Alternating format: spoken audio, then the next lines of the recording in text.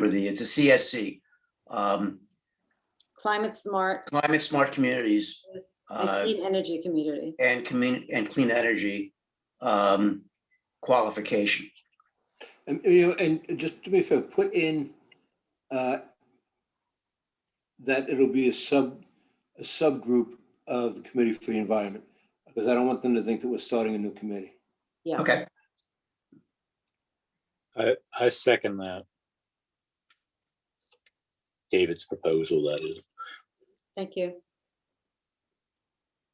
All in favor? Aye. Aye.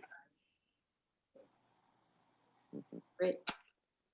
Yeah, I think that we'll make a lot of progress. I think, Tom, if we have somebody dedicated at the village where we're not waiting weeks and weeks and weeks sort of for simple answers, like there's somebody on the committee, I think we'll make a lot of forward progress. Okay. Okay. All right, terrific. So moving along, just want to talk a little bit about our upcoming Clean and Green event, which is scheduled for May 1st. Hopefully the weather will be great, but we do have a rain date for May 2nd. And we have a dedicated webpage, thanks to Robert Ingenito, who's been amazing on all this. So that's vom.environment.com. And this is the first year that we've actually used a Sign Up Genius. And it's really amazing the turnout that we're getting. We asked for people to sign up by April 23rd. So even with a few days to go, right now we have 152 people signed up. Wow. So I mean, it's great. And in the past, we've had 5 or 6 cleanup zones around the water, but this year we decided, given that people are seeing a lot of litter around the village, and there's been a lot of, chatter about that on social media. I see it when I walk my dog and when I walk around. So what we did this year, Tom, differently is we have 12 zones, and some of them just like stretches of sidewalk and different, sub neighborhoods and things like that. So we're getting an amazing turnout, which is really, really great. We still need, so our committee members will be team captains, and team captains are basically to make sure that everybody knows where they're going and what they're doing. And we're going to take photos and just to keep everything organized, but we still need team captains for a few of the stations. For example, Harbor Island, Florence Park, and Warren Park. So if we don't have people from our own committee, we'll just find people that are already signed up and ask them to captain those areas. The other places that we don't have any, it's weird, we have so many people signed up, but we didn't have anybody sign up for the Bub Walker Park, which I don't even know where that is, and Plaza Avenue and Saxon Drive. So hopefully we'll get more sign-ups for those locations. You happened to post it in the Facebook group? I don't know if Robert did. The mom and dad's Facebook group. I feel like you can get people in those neighborhoods that way. In the Facebook? Well, yeah, I don't even know where those areas are. I don't really either. I know it. Well, I know I've been to Bub Walker Park, but I can't remember where it is. I know it. Bub It sounds Walker familiar. I feel like we should know this, but Robert actually has a map with like little trees showing where it is, but I didn't sign up yet, so I will wait until I see where I'm needed, and then I could, fill in there. But I just, just to tell everybody what we're sort of up to. So we're going to have a few tables. One will sell food-based kits. That will be Maria and Mackenzie. We're going to have a table giving away many, many, many pots and seeds that Mandy has gotten donated. The tree committee is going to have a table, and they're going to do a planting activity. And then Mandy was able to, I don't know how, but get so many things donated that we're going to have a lot of raffle prizes, really amazing stuff. Mandy, I don't know if you want to just give people a brief, rundown. Yeah, I just recently started doing the local stuff because I went after larger companies to see if I can get stuff. And I stuck mostly to seeds because seeds are easy. People don't mind donating them. And so I think we'll do a pot with 2 seed packets, like 2 native seed packets for everyone who participates. And then however we decide to run the raffle, as long as people who attend are there, I'll bring the prizes with me, but we have like a birdhouse, a bird feeder.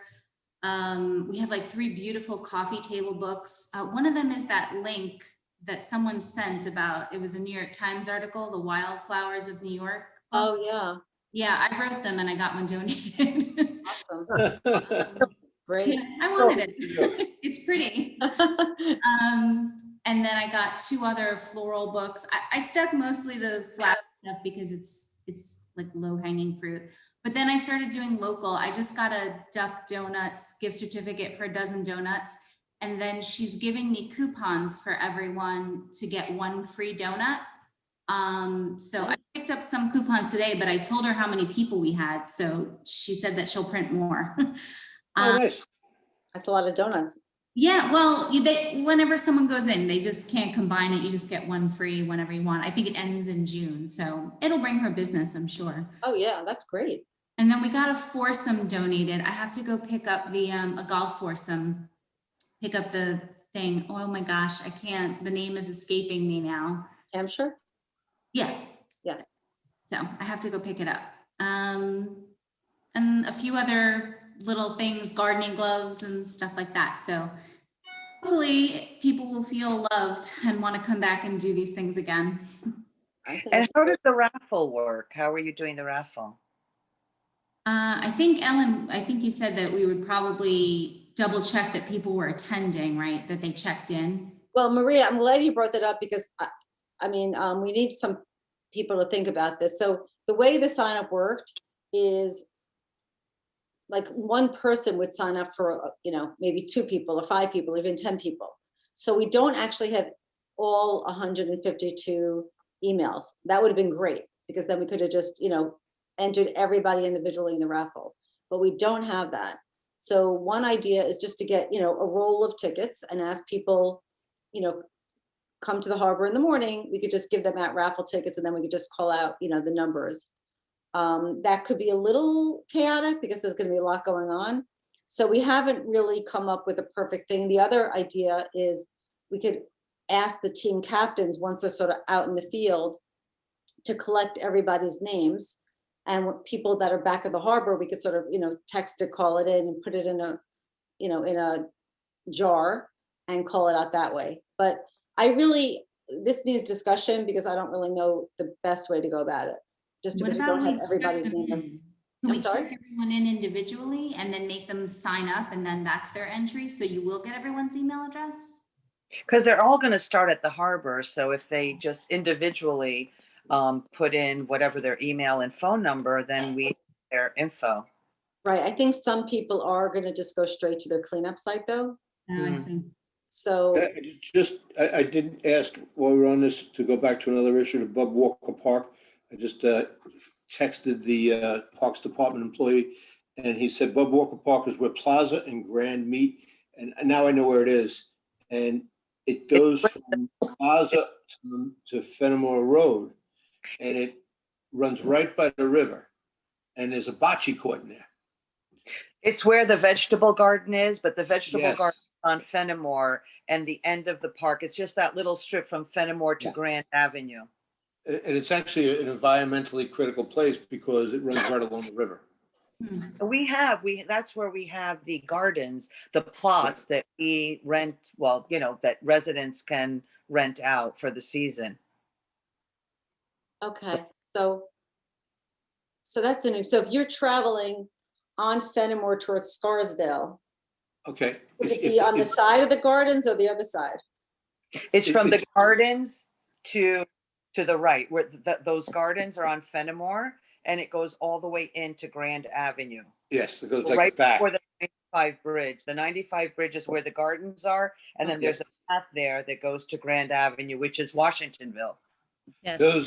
Those gardens are in Bub Walker Park. Right. Bub Walker Park goes from there to Plaza. There's actually a very nice little bocce court that we installed years ago. Is that for people. bocce public, by the way? I've always wondered Yes, about is. it. Yeah, it is. Yeah, it's if you got a bocce set, you want to go down there and throw a few, I bet people will be out giving you a hand in a little while. Well, we should at least, I mean, that neighborhood, I would imagine, wants to support that park area because it basically is it's like private space down there. So, I could reach But out to a that's- couple of people I know down there. Okay, because that'd that's, be, right, that most would be people are good. signing up in their own neighborhoods.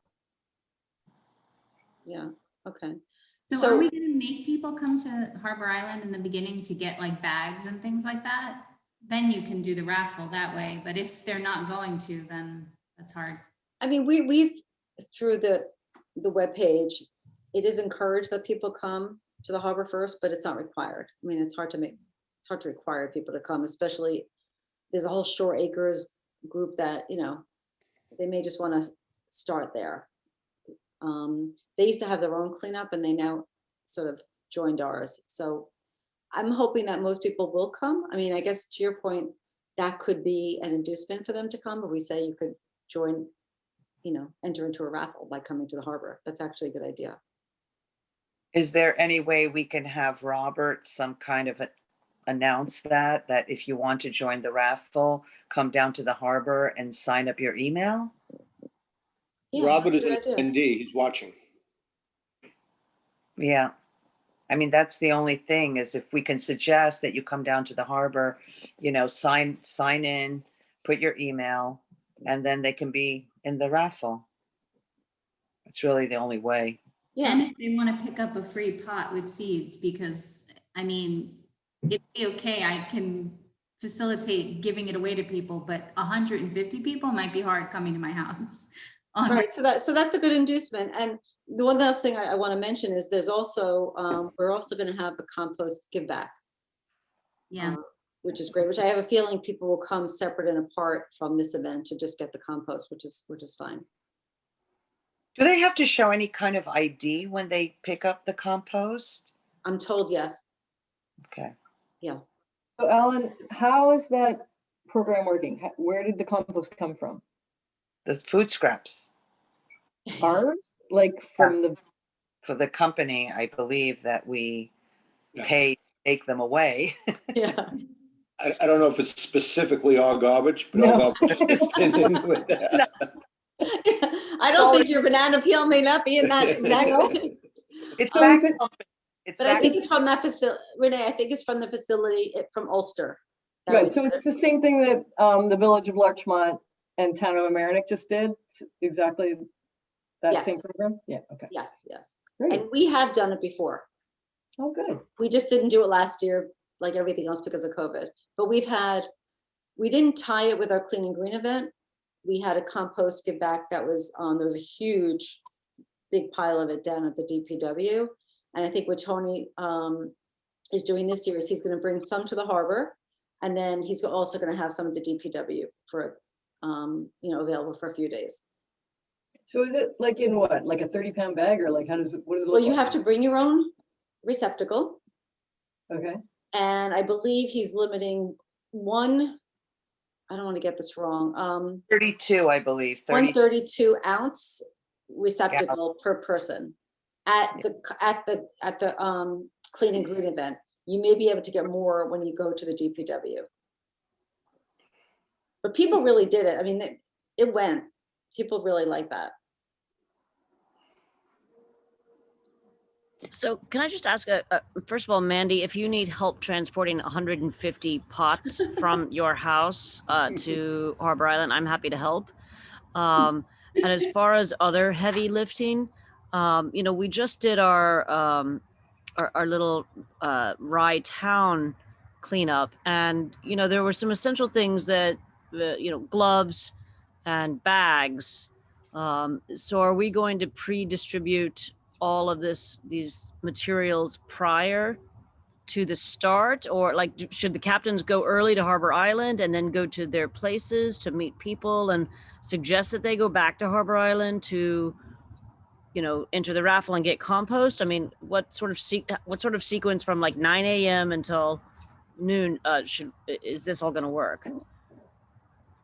So it starts at 9:30 a.m. at the harbor. And, we'll have our tables there. We'll be assembling. I think, Tom, you offered to have, make a few remarks. Maybe I'll say a few remarks. The compost will be there. The Marine Education Center will be there. Normally we have a schooner. They're not coming down this year, which is unfortunate, but just not happening this year. As far as the garbage bags, recycle bags, equipment, so forth, in the past, we've had them at the harbor and then people come and get it and go. But that was before we had the sign up and we knew exactly who was going where. I think that the Parks Department has offered to actually go to each location and give the equipment to people there. Now, if we want to change that and again, have another inducement for people to start at the harbor, I guess we could do that. But I mean, these are fine points that we could, still iron out. So I'm indifferent how that works. Yeah. Well, I mean, I think it's kind of for people, especially like Shore Acres, where it's 9:30 in the morning. They've had their coffee. They're just about to go out and work for a few hours, and to go to Harbor Island to get a sign to go back to their neighborhood seems unnecessary waste of time when we'd really rather have them working. So, and yeah, I mean, we could, for that's like a really big location, and there's actually 3 sub locations there, so we could Right. make an exception. But for the ones where you're going to walk to, right? You're going to walk, there's 20 volunteers just in the harbor.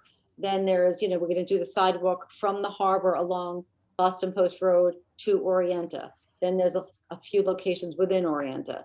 So there's definitely some walkable spots, and those people will come to the harbor and get their supplies there. I mean, I don't think the Parks Department could be at all different locations.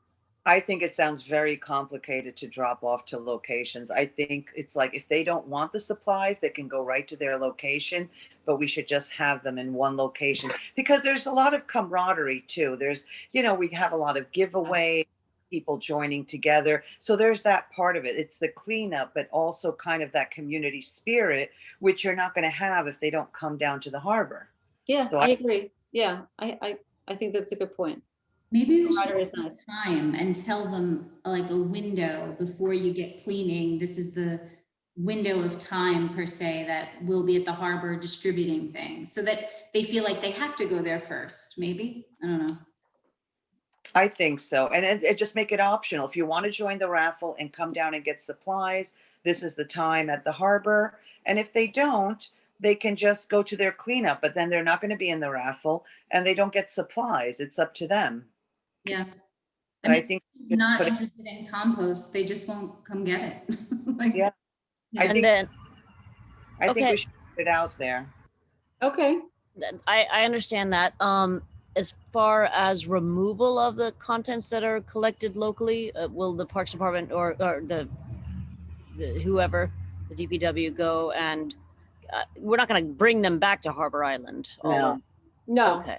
They pick it up. they pick it up. Okay. Yeah, it's really nice. They come with their trucks to all the locations and they pick it up. Okay. I mean, for however chaotic it may sound, this is the most organized it's ever been. By far. I'll say. So not out perfect, but it's the most, I know. okay. I think we just have to get something out there to tell them the supplies are at the harbor. We're having a raffle. Come sign up if you wish Yeah, and get your supplies, sign up or you can go straight to your area. And then that's it. Who's ever signed up is signed up. I think, but we have to right. get, And the nice thing is that right now we have, of all the people that signed up, we have their emails. So we will be sending out information to people. And Mhm. obviously if there's a rain issue, now we can contact people. It's better than it's been. So I'm Yeah. feeling good about it. All right, I think we should move on. Any other last minute questions on this though? No. All right, great. You could ask, when you send an email to the people, you could ask them for the names of the people in their group for the raffle. Mhm. Could do that. But then we have to know if they've checked in. I know that's like a thing. I don't know if you want to enter someone in a raffle who doesn't even come. Like the day of, I don't know. I just have one, okay. Sorry, I don't want to interrupt. But No. I have one question. That link there, details can be found at vom.environment.com. Is that supposed to be active already? Because it's not. I'm clicking on it and it says site not found.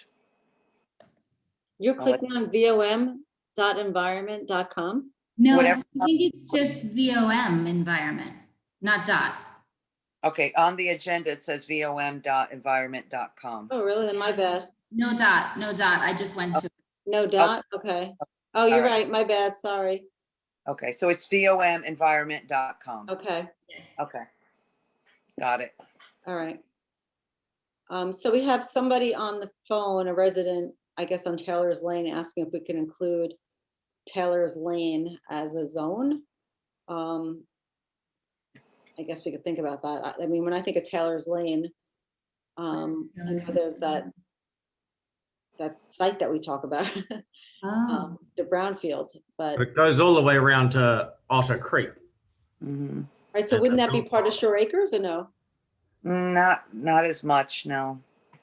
No. Kind I of- mean, are we actually entitled to go on that site and clean it up? No, I don't think she means the entire Neighbor. site because it's fenced in. That site is fenced in. I She think- wants to address that, so I'm gonna say yes.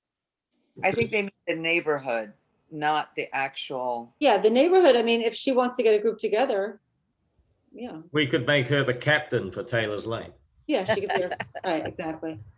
Lindsay, do you want to address this for a moment?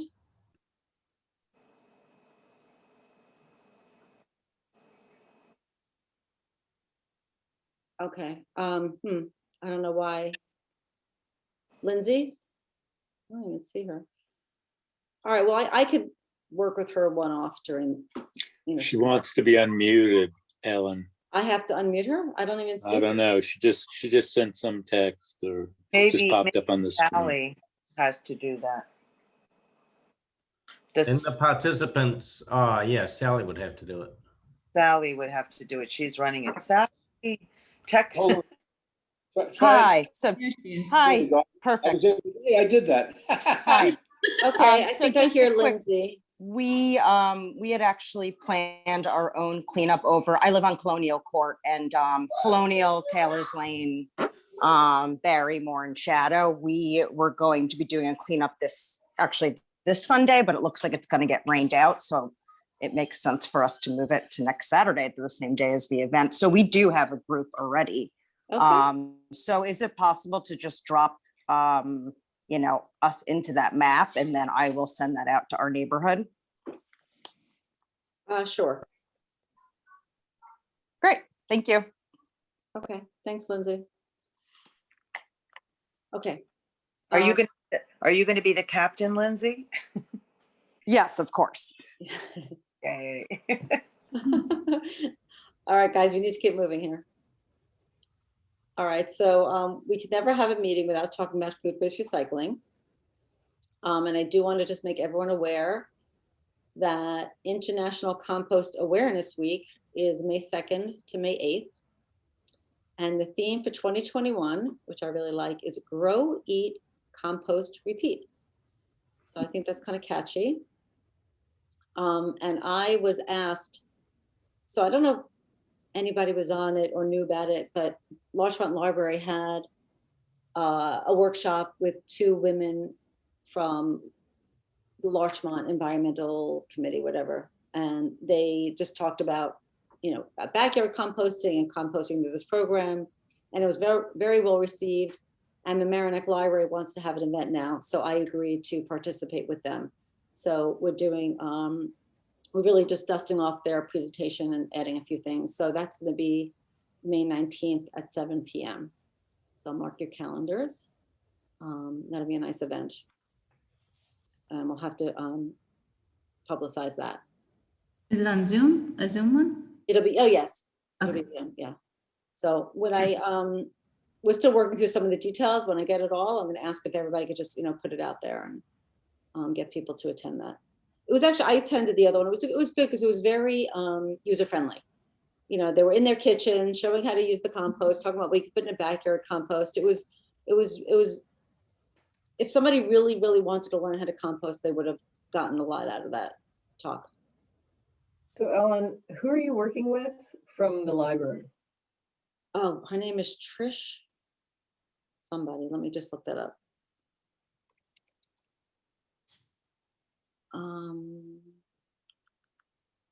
Trish Byrne. Byrne? You know her? No. Byrne. Right. Okay. Let me just go back to my agenda. Give me a second.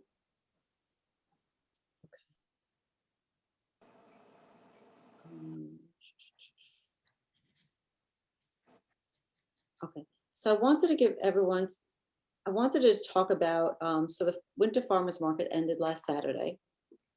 And I just wanted to do, a 2-minute postmortem because it was, we were there for 14 weeks. I think actually 1 week it rained. We got, not rained, I think it was just like horrible weather. Yeah, it was raining.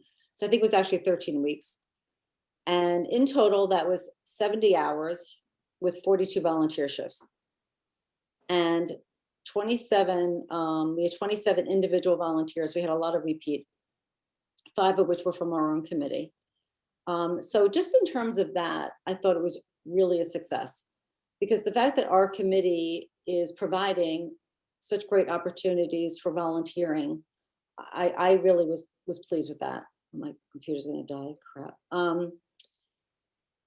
In terms of, how we did with food waste per se, I believe we sold 15 kits. We sold many, many, many rolls of those liner bags. People really come to rely on seeing our table at the farmer's market to replenish their bags. We do turn away a lot of non-Village of Amerenik residents. There are, this program is in other towns now. Actually, Pelham just got started as well. They just started last week. And people come to shop from many different towns and villages in Westchester. And so a lot of people want to buy and we have to say no, which is sort of a bummer. But the DPW is sort of stuck on that point of not selling to other municipalities. So that is what it is, I guess, for now. Why is that? Well, Are we subsidizing the kits? so yeah, so basically, the DPW is laying out money with taxpayer money to buy the kits and then selling them at cost to our own residents. That's, I don't really know why it matters. I mean, I don't know. I just, there's certain things I'll push on and other things is like, okay, I just think that if somebody from Scarsdale happens to walk by and we know that they have the program in Scarsdale and they want to buy one, I don't know why we wouldn't sell it to them. Maybe we should sell to them more so we make a little bit on it. Sell it for more, exactly. Yes, sell it for more. Scottsdale gets the tax. It's very hard to police what towns have, what don't. And now we have a lot of like high school volunteers, people that don't really know. I mean, when I'm there, it's like I always start out by saying, are you a resident of the Village of Amerenik? It's like, no, no, no, no, no. So it's very hard to sell. The majority are not residents of the Village of Amerenik. People come from all over. It's very, very hard. So I start out with that first question. And it's always like, no, I'm not. So do you want to hear a place to sell it? I mean, 15 kits is, not even 1 kit a week.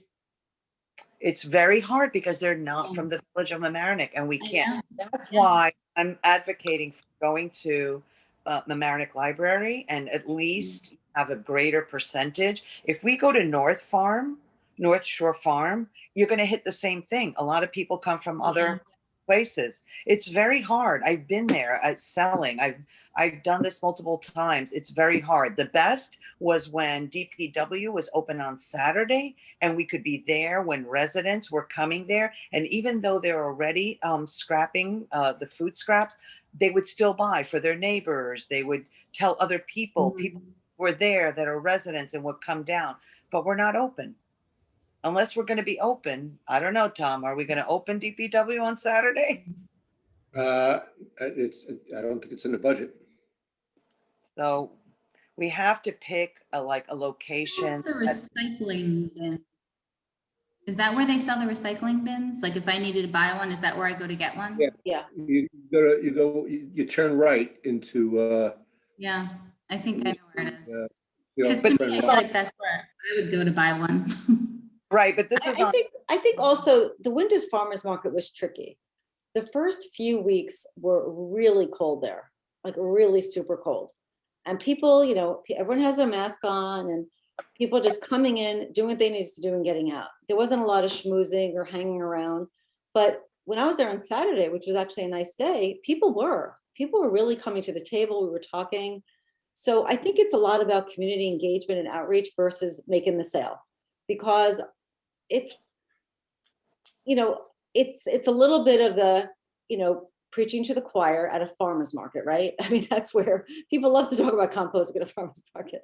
It's the DPW was a great spot because you were limited to just residents and people that are coming, dropping off something in the, you know, a bulky item in the recycle bin. Oh, okay, yeah, I've been wanting to get this. But it's a tricky, look, I mean, not to get into this conversation now, it's not on the agenda, but I do think that until we have municipal curbside and it is a legitimate municipal service, I don't think that we're ever going to reach something that's really that, you know, scalable. I just think that, you know, it's nice to table. We're reaching out to residents. I think people enjoy seeing us out there, knowing there's an environmental committee, knowing that there's a focus on this. People are learning from us, but it's hard to, you're not going to get a lot of sales at any one event or any one day. Can we sell something else? Yeah, Well, we can sell something else. Like what? No, I mean, like, why not get like a flat of, you know, plugs? Because if you like a plug's like milkweed or some kind of native plant that makes sense, and this way you're getting it into many hands and you can make money off of it if you buy in bulk and then, you know, sell them for a few dollars each. Because I'm not personally, I would never buy 200 of them, but I would go and buy 5 of them. You know, I don't know, just something to think about if you want to make money off of something. Yeah, maybe we could have a budget then. Yeah, we're not really a for-profit entity. we're not looking to make Well, money. money People- put back somewhere. I did want to say that, you know, as I was a frequent volunteer, I went every weekend, almost every weekend. I noticed that a lot of families that were so interested, but just like couldn't because they had their hands full, were like new families, kids, like they had young kids. I think that's like a really great target audience. But I don't know how we would get them exactly. Well, You sell them- Like PTA, like something like that. Maybe they can get, we can get them involved with like elementary schools if we know any new parents at all. I don't know. well, in pre-COVID, we did get the schools to start composting, and I can't walk into the school anymore to see if that's still the case. It needed monitoring, it needed training of the younger students. We did this a few years ago where we went in and I sat for a week with the kindergartners, and, you know, and then the idea was that those children would then go to their parents and ask for it. But since COVID, the schools are off limits as far as any kind of interaction.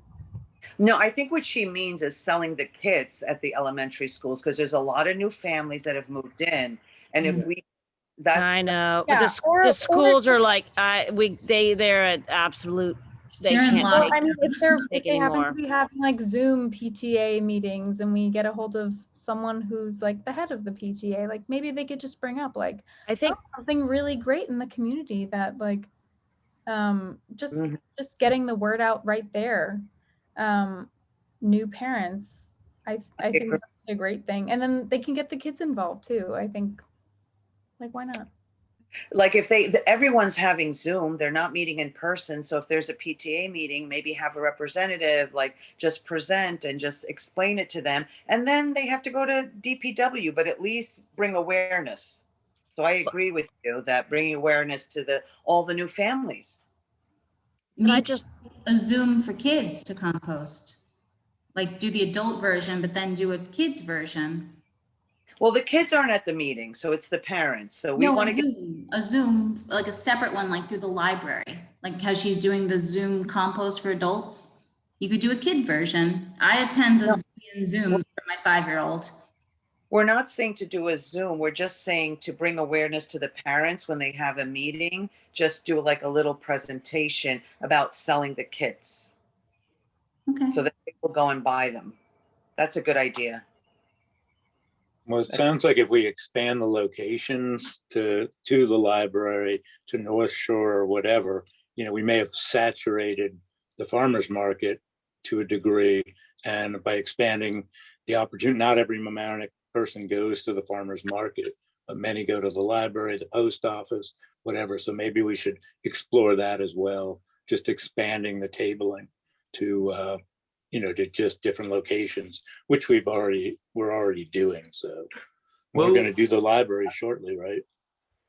Yeah, Will we be selling them at the Clean and Green event? yes. Yes, I will be selling them. So the other thing that I thought when I was down there was it would be, could we have a receptacle there so that people can bring their food waste, just a sort of rather large wheelie bin and put it in there. And then that could be, get more people involved and it sort of, they get to do two things at once. I think we brought that up and it was vetoed by DPW or the board, that would be a lot of man hours for them to come and work on Saturday and have to pick it up. And I think Well, we, did they that are up. working on Saturday for the event. But that's rec. That's not. Well, I thought the DPW, they're not the ones that come collect the trash bags and the recyclables? That's Parks. No. Oh, Parks? Yeah. Oh, okay, That's- okay. Yeah. Also, I mean, I could people ask the may, question again. I could ask the question again, but I think that, it's another reason to get people to start at the harbor for sure, that at least an opportunity to hear about the bins or even buy a bin. It's just another touch point. Good idea. Yeah. Can did we agree on having it at the library? Because I see here on the agenda, it says North Farm or library. Well, I thought we agreed to do the library. The North Shore Farms was an idea. Okay. I don't think, I know I haven't, I don't know that anybody's approached the, management of that store. I mean, it is a good location. I actually went over there and they have like an area to the side of the store outside that we would, not be in anybody's way. So it would be a good location. I just, we'd have to really approach the manager of the store. Yeah, I the think- Library's already agreed to allow us we- to table in front of their front door, as long as we don't block the door.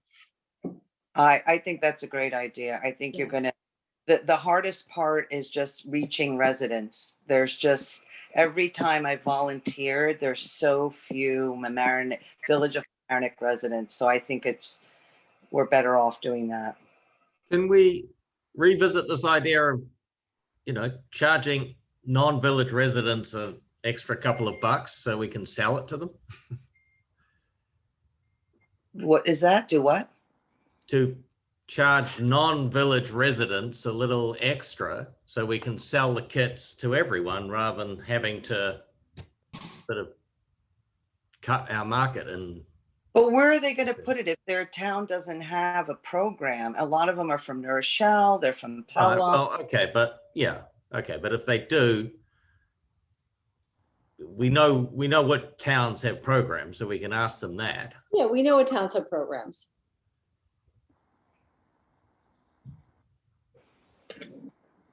I think the goal is not to sell bins, but to get the food scraps and to get our numbers up. So if we're selling them and we're not getting our numbers up, it's like kind of defeats the purpose because we Well, want curbside. I mean, Maria, I hear you, but the goal is really for the greater good is to get people to compost. I mean, it's, it's the whole message of that food is not trash, right? Food has, the whole compost give back there is that loop.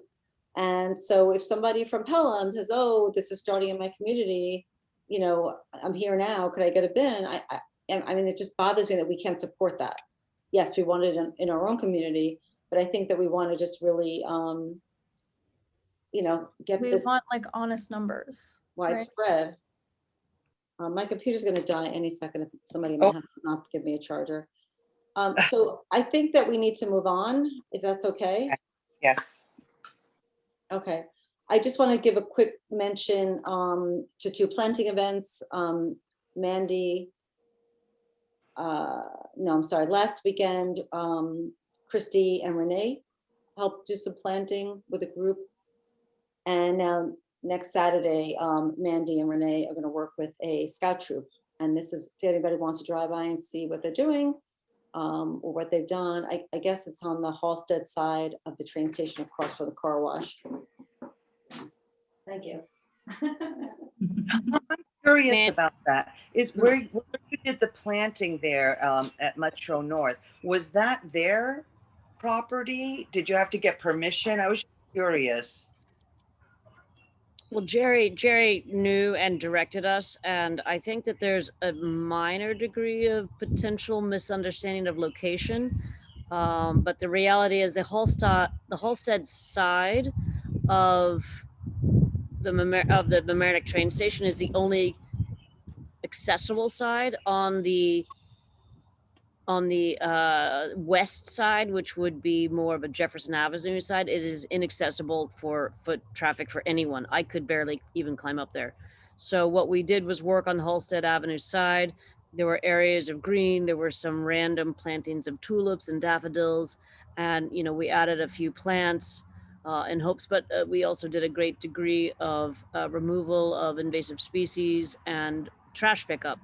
So hopefully, Mandy, what our goal was to at least prepare it so that the Girl Scouts are not planting in trash.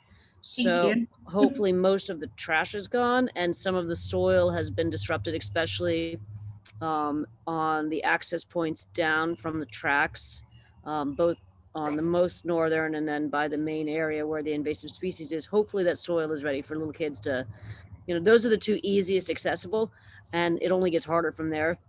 But hopefully that's going to help for them. Yeah. I have a question for Tom. Where Metro North took down all those trees on Hoyt and Bishop, because it's their property, are they going to do any planting? It looks horrible. It does. Is there any way to get them? I know that Sweetwater has, I think, written to Metro North. Is there any way we can get them? It's just horrific. We have reached out to Metro North on this issue. We will reach out again. I don't know if any of you have ever dealt with the MTA. They are not the most responsive agency. They're a little bit below Con Ed in terms of customer satisfaction, but we'll reach out again. Even if they'd let us plant stuff, that would be fine. Especially on, next to the wall on Hoyt and on Bishop, where they denuded it. If we could have little bushes or something, just to something. Yeah, because it's awful. It's awful. It's so irresponsible of them to do that and just. I know that they have to be cognizant of the wires, but did they have to raise everything? That's the way they deal with everything. You know what I mean? It's just it was. But we have reached out to them. I'll ask them to reach out again. But I did. Yeah. And I guess maybe I'll talk to our state representatives because maybe they'll listen to them more because they get funding from the state. But they're just really not good at local government. That would be great. Thank you. Yeah, it's an eyesore. Could we use some of this grant money that we're earning the village for this? Well, I think that the money we get from these climate smart communities is supposed to be used for some sort of environmental purpose, right? Sustainability. Yeah. I don't know. We'll have to talk about how we're going to use it, but hopefully we'll use it for a way to keep us sustainable, to keep us using green energy. But that might be an argument to be made to have replantings Would they even allow us because it's Metro North property? Yeah, that's the problem too. We might plan something and they'll come back 5 years from now and take it all down again. You know, I wouldn't do anything there until I got their permission in writing. Mhm. Yeah, it Yeah. seems like you could plant some sort of low flowers or Bush. shrubs that wouldn't Yeah. grow to be tall trees that would interfere with the power lines.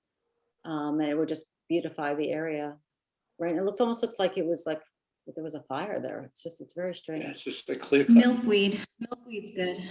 Yeah. Yeah. I was Drought gonna say. tolerant.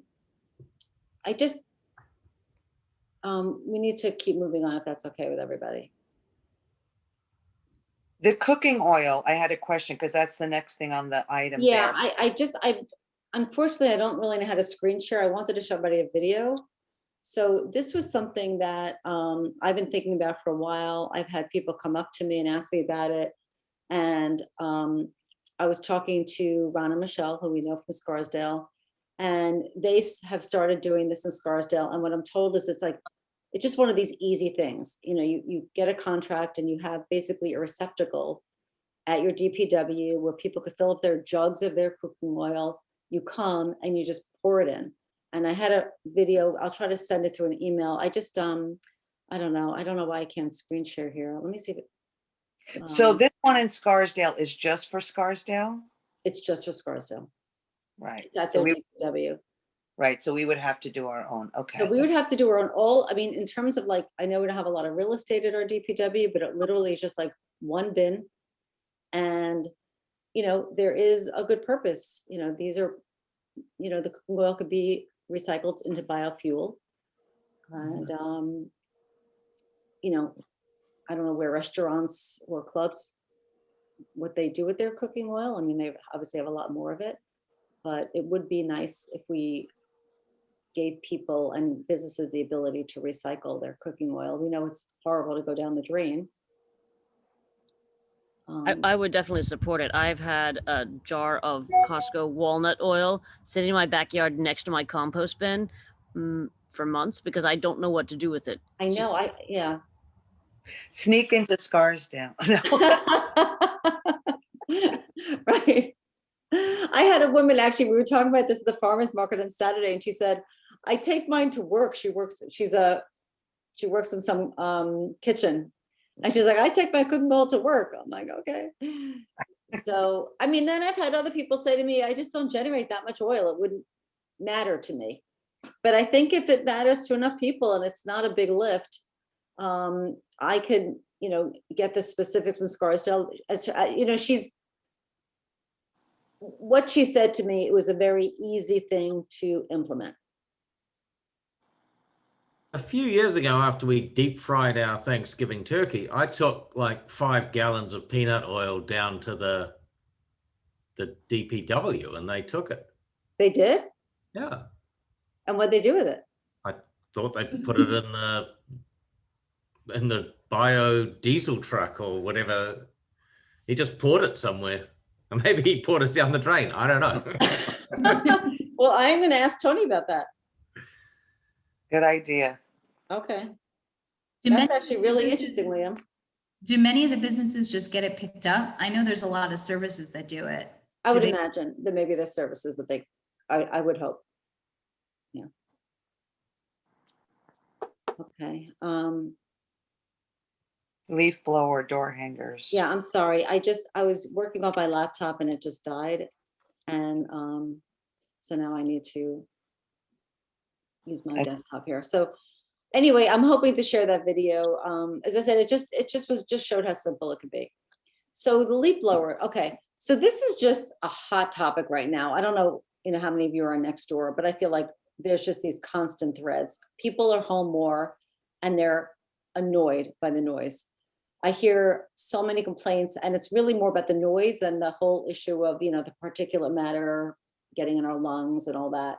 But we all know that there's really bad health effects and there's better ways to manage your own lawn. So David Styler and David, I don't see you in my. Yeah, I'm here. Do you want to Yeah. just give like a 2-minute update? You and I had a call, I guess almost like a month ago with Jerry. and our chief of police. Yeah. And so you want to just give an overview of what we sort of covered? Yeah, they're very supportive. I think the chief of police was pretty supportive of it. And she said that she has a plainclothes guy driving around, and if he sees something, he'll stop. Jerry is going to do robocalls in English and Spanish. They're going to print up warnings. I haven't seen those yet, but the police department will print up, or the village will print up warnings, and the police will hand them out whenever they encounter someone blowing after May 15th. And I think after, I don't know how many warnings, maybe the second warning, then they'll give an appearance ticket. But Jerry told us that he would have these tickets printed up and given to the police. And Jerry would also have his own people, at least one sanitation worker who follows the trucks, who's the supervisor, who will stop and if he sees anything, also give out a printed warning. These are going to be also, the printed warnings will be in Spanish and English also. That was about it. I think it's a good idea if we remind them in a couple of weeks all about this and just say, we really look forward to this enhanced enforcement. And we had a very nice conversation. I think we all understood that we were not going to slam people too hard. If let's say on a weekend there's a homeowner who's doing his own blowing, that a policeman will diplomatically go up to him if he sees him and just remind him of the law. And I think so. I think that if word will get around, I think that probably citizens will still call the police department when they see it, but at least the chief of police now is involved. And so hopefully the chief of police, and I think we should communicate this to her too, hopefully she'll make it a priority of, well, at least give more emphasis to it when she addresses her staff and, and the police and the troops or whatever she calls them.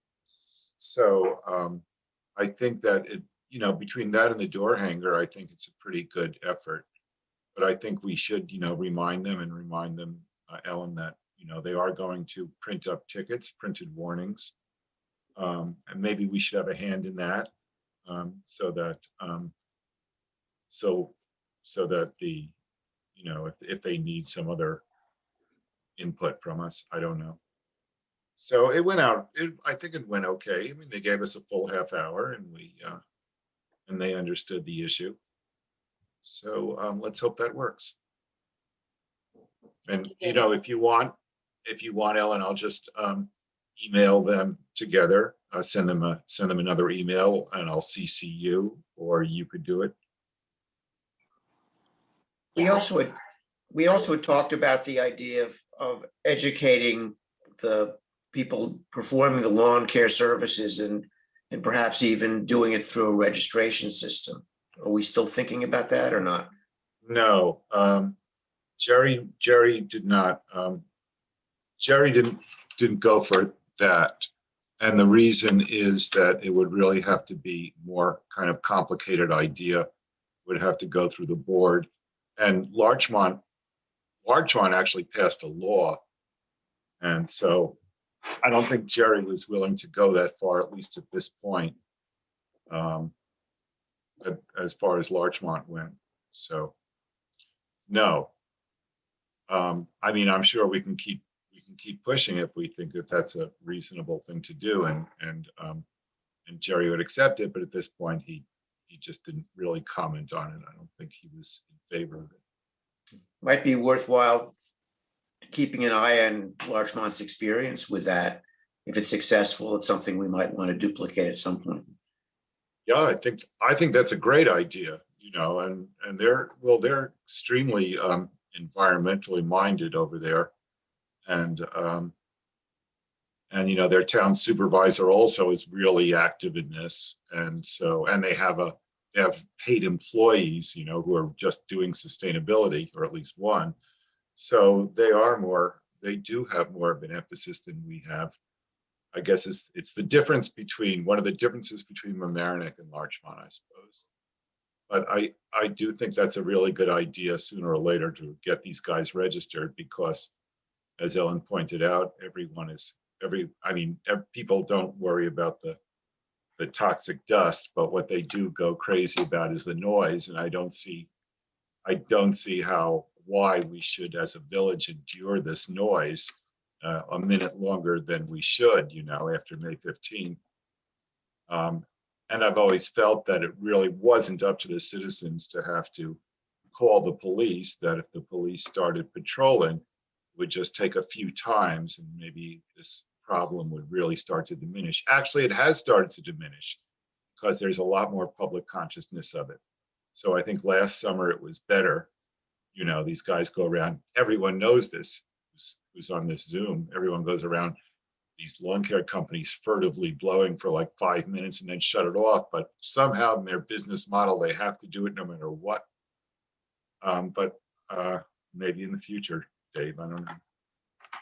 Well, so one of the things that Larchmont did before passing that very strong law, which is definitely the strongest in the county, is they had a 3-year educational campaign through door hangers. So Liam has been kind enough to lend us his graphic design skills. And he's been working on a door hanger for us that Jerry said that he would have people able to actually put that on the doors. So I think that's close to being done in terms of being designed, and then has to get printed.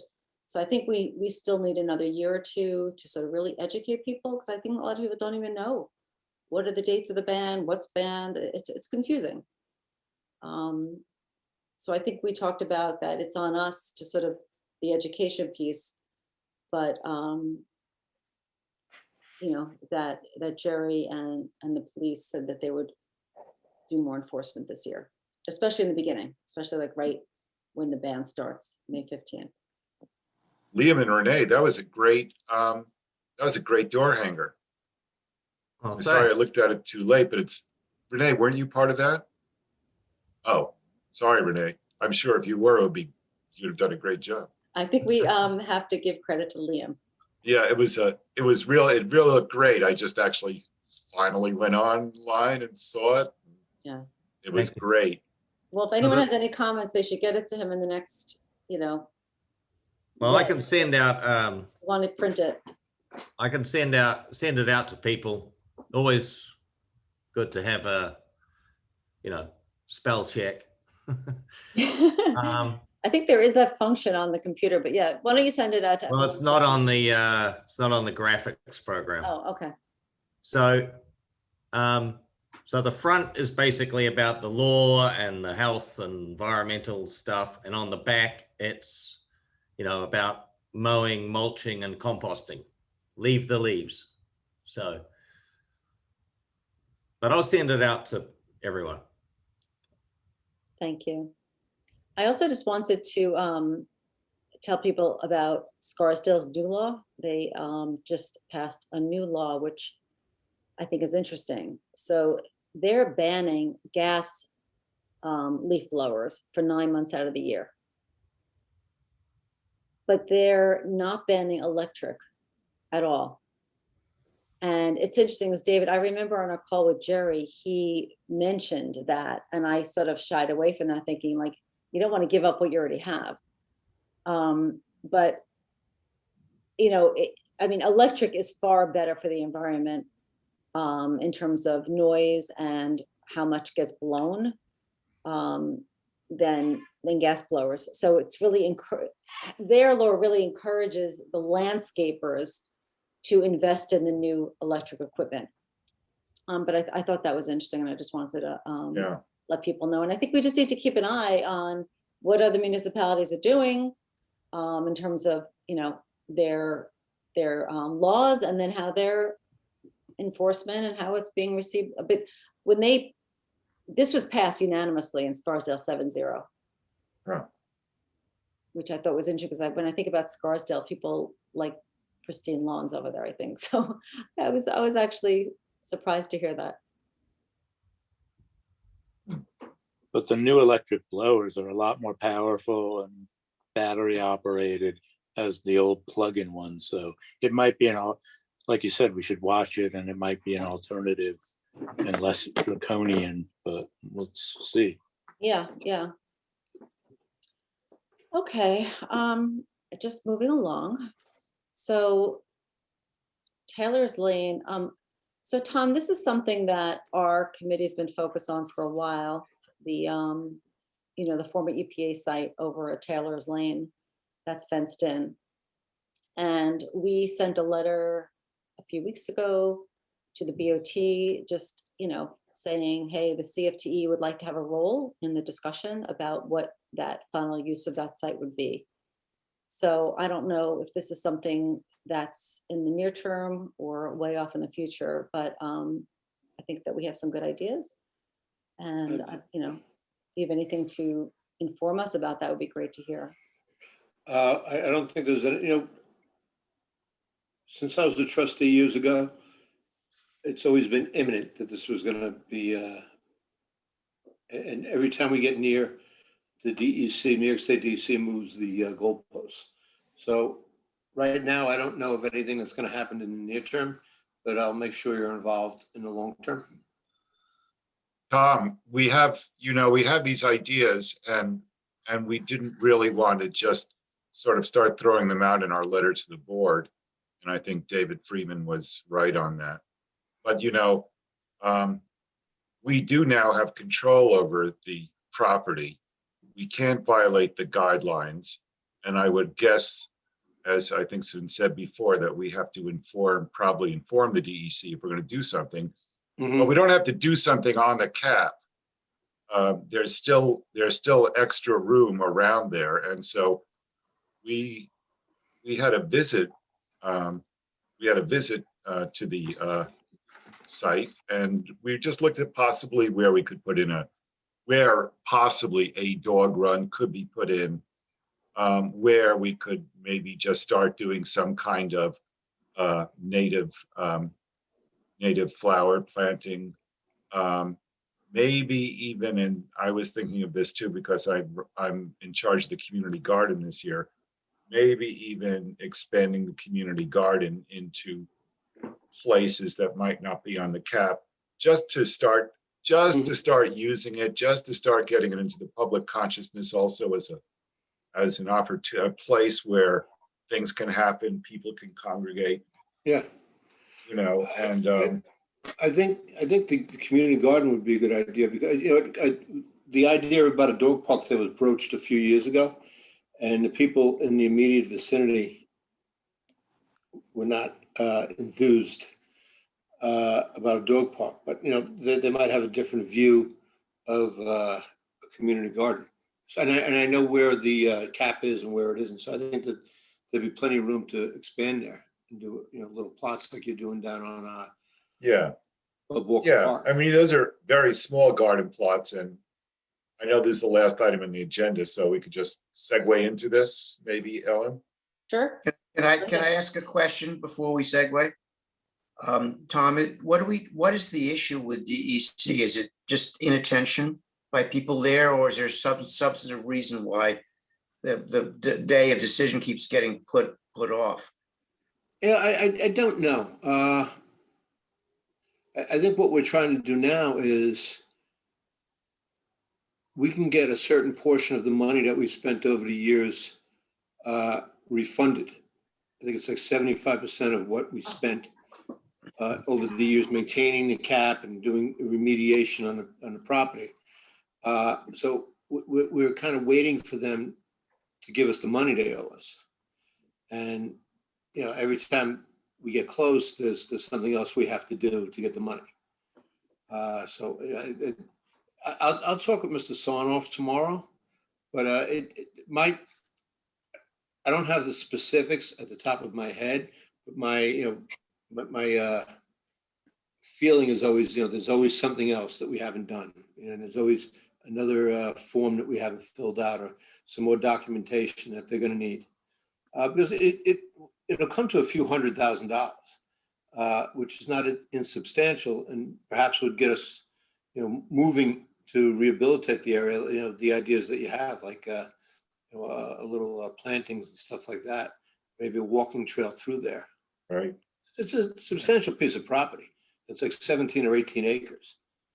But the point is that DEC's delay in making decisions is depriving the community of the use of a valuable resource.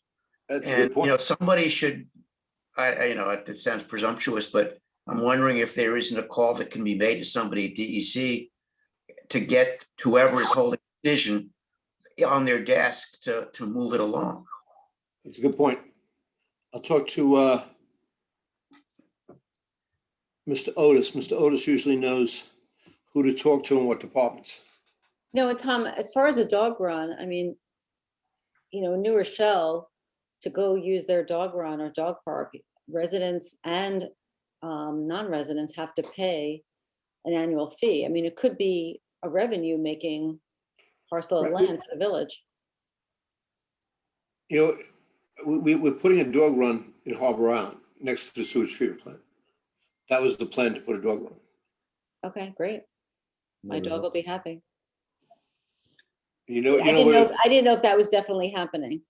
That should be happening. That, Jerry and I and the people from the rec board looked at it, and it looked like a good place to put it. So is that gonna be a fenced in area or just It's going to open? be a fenced-in area. If you're looking at the sewage treatment plant, so look at the sewage treatment plant from Boston Post Road all the way to the right where it terminates. There's like a little area with trees next to the building. And then next to that is a spot before you get to the schoolhouse and before you get to the ball field, where you see kids sometimes practicing soccer, but it's not an official field. So we're going to take some of that, fence it off so you could park. You can come in from behind the sewage treatment plant and use the parking back there. Then bring your dog through like a little gated area into that run. It's Lindsay from Colonial Court. Has there been any discussion about putting a sidewalk in on that part?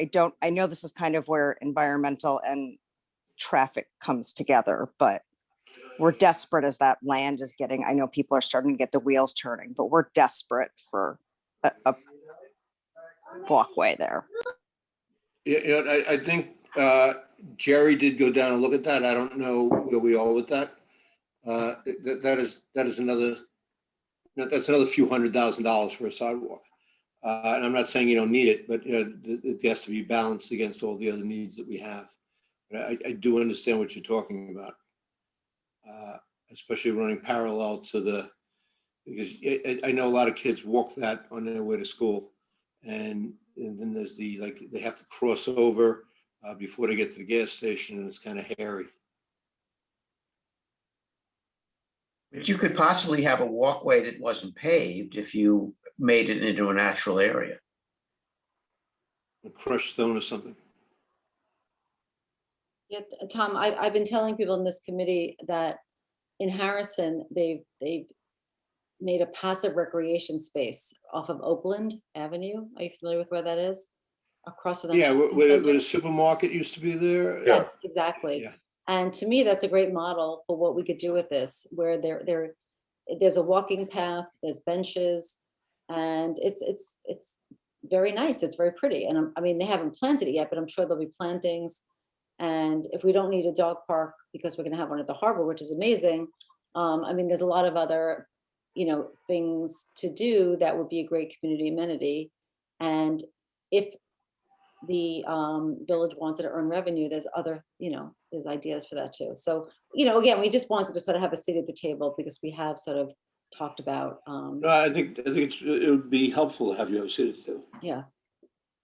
Different ideas. And I guess it'd be nice if David Freeman, the point he's bringing up is the reason that it's not going forward, is the reason something in the village's control, Or are we sort of in this quagmire with the DEC that is beyond our control? I'll ask about it. Okay. I mean, we were already there. We already mow it every year twice. So at the beginning and the end. So it's like, you know, we actually have a presence there. All I'm saying is that we're taking care of it. We may as well just keep moving along. But Tom, you know, we've been talking about this for years. I mean, I think there's also, I mean, I know the DEC is involved, but I think there's an inertia problem too. That, you know, if we really want to, we could really go ahead and focus on doing this. You know, and maybe start the ball rolling, make plans, do something small, and just maybe expand it. Yeah. Well, my understanding was that there was, Tom, I don't know if this fits in, but that there was recently formed an ad hoc committee, an ad hoc recreation committee. And I don't know if this is on their agenda or not. No, I think they're focusing on Harbor Island Park. Oh, that's just Harbor Island Park. Okay. Start small with a pollinator pathway, Yep, Yeah. Monarch Way Station. you're right, Mandy. Or if start that- small in the middle of the night. If that gets mowed down every year, is that a problem though, Mandy? Well, it wouldn't be great. It's always better to just let all of the plants just die, because a lot of bees overwinter in like plant stalks. So if you're really gonna care about the pollinators, mowing it down is. But if you create like a little bed and just let that stuff live, and then put the, you know, dead leaves on it, they can mow around it. There's ways to do it, you know, little tiny circular beds or something. But I think the issue was that you couldn't have roots go into the ground, right? Well, you'd have to do it where you're not on a cap. Yeah. Yeah, we're not talking about on the cap, just like some other place, a small place to start with, and then, but the cap is the dirt on top of the rubber cap is 2 feet thick, and they already mow it. They already take mowing machines over it, but you can't let tree roots go down into it and puncture it. So that's why they keep it mowed. But like these kind of like little native plants, they're not gonna go down 2 feet. And maybe your Some of them with like the ones with like large tap roots might, but it depends. You could select them. yeah, you don't have to. That's right. You don't have to do milkweed, big milkweed, but you could do all sorts of other plants that go There's down. plenty of others, you know. yeah. Is there water there? Like any way to water anything or no? Not that I know of, no. No? Mm. That's one thing to think about. You have to pick stuff that can just live. Well, Natives. that's what Boy Scouts are for, Oh yeah, no, the Girl Scouts will go water every weekend if you told them to. or Girl Scouts even better. Yeah, either one. David, That's one of the things about getting natives, right? Yeah, but in the beginning, you probably Yeah. water a little, but Yeah. they would take. I mean, I was barely a gardener last year and all my perennials are coming back, so hey. Good for you. David Styler, do you want to just segue to talk Yeah, the about? community gardens. So the Thank you. community gardens are all full. To fit in all the applicants, I took away, I spoke to Marco Bojorquez at the Community Resource Center. And because they have 3 plots, there are only 12 altogether. So I asked him if it's okay if he if I took one away, he said, fine. So we have 6 new people from the village who got plots and 4 returning people. And so that's all set. You know, Maria, what you said before, I thought about, we don't charge anything for these. They don't rent them. It's just first come, first serve, and village people can use it. Although in New Rochelle, they charge people a whole lot of money to use these plots, but they're probably bigger and there's probably more stuff to do. But anyway, we don't. It's something that maybe to think about in the future. But I don't think I said anything about charging. no, you said rent. So I thought about it because I know other communities do charge some kind of nominal fee for people to take over a garden. I just thought about it just as a, Yeah. just No. because they're using, I mean, they're taxpayers because it's just village residents. But Right. the village has done a very nice job. Tom, your employees have done very well. And, Jeff has done a great job and his crew, and they brought in new soil. And this is the first time in a few years they did. So they put all new soil in. And they bring in compost. So that's people can, from the DPW, so that people can just put the compost in. And I spoke to Jerry about the problem of parking, and he said he might be able to get, well, he said he would get parking permits for the gardeners at the salt shed lot there. The problem is, and I don't know if there's a problem of liability for us or not as the village, but crossing the street or just being right there on Fenimore, right at the exit, it's really dangerous. If you're trying to cross or you're just walking around there, their cars come really fast. And I was there with the crew the other day when they were putting in soil. It's just like within 1 hour, you just heard 3 loud horn honks, and it's a kind of a dangerous location right there for people who would be walking. But I just thought I'd say that. But Jerry said that he agreed with that, but he said, he might be able to, or he would get parking permits for gardeners. So aside from that, it's good, but it's full. So another reason maybe to think of expanding it at a future date. Thank you. Congrats on filling it up. Yeah, I think that's great. I should also give credit to Robert and Janito, who worked with me and just did an incredible job of getting this message out and really formatting it and really making it be great ideas. So I don't know if we could have been as successful without Robert. So it's all came together. He's been a tremendous supporter of our Clean and Green event and our committee overall. So Yeah. No, he's great to work with. Yeah. Well, that's all that I had for the agenda. I don't know if anybody wanted to we do have some time left. Is there anything else that anybody wanted to bring up or cover? I have something that'll take literally a minute. Okay, go ahead. I bumped into the children's librarian, and she told me that, Mamaroneck, and she told me that they were going to start maybe doing programs on their little terrace outside. And so I was at an event of hers, actually. And so if anyone is not opposed to it, perhaps we could support and, donate pots on behalf of our committee and maybe do some seeds. This way we know what seeds they're going to be planting. They want to do like a little planting thing with little kids. Yeah. But actually, Renee, we had talked to somebody else, but that person disappeared. I never found her. This one I found at one of my son's events, and she just started talking about events. That other person never popped up again. I don't know. Yeah, so I wonder, yeah, that's interesting. I don't know if they're related. I think the other one may have been some kind of adult librarian, but this was just the children's room. I was at a children's event with my son, and I just started talking about it. But I do think, this is just a thought, I do think that we need some kind of little, even if it's a photocopy, like just about the committee, so that if we're doing like little community outreach things like this, like even when I'm gonna do the Girl Scouts, we're doing the Girl Scout thing this weekend, so that if we give them something, then they know about the committee and how to follow us and learn about how to get involved. Just a thought for the future. Yeah, it'd be nice to have like a postcard once we have a logo too. Yeah. It'd be nice to have I agree with you. Something just to give out to people. Yeah. When we have our logo. When we have our logo, we can. Yeah, that'd be fun. Maybe we can there's a bunch of people in Mamaroneck who do printing. Maybe I can get it for free.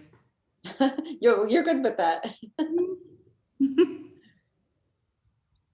Well, Tom, I hope you enjoyed your first meeting. I did. There's a lot of good ideas and a lot of energy here. I appreciate it. yeah, I mean, this is, I guess we've been meeting all year without anybody from the village on the call. And, you know, while it would, I think we'd be able to advance the ball further if we had, you know, Jerry or Dan, or we had Amber, somebody from, you know, the village to just sort of be on the call, so they're sort of right there with us. But I'd say even in the absence of that, I think we made really great progress this year. We've done a lot, and I think that we've all been fairly energized. And so yeah, I think that it'll be even better with you here with us. So we're happy you're here. Thank you. I'm happy to be here. Thank you. So motion to end our meeting. I So moved. second. All right, well, good night, everybody. Good night. Thank you. Thank you all. Have a good Okay, weekend. thank you. Good night.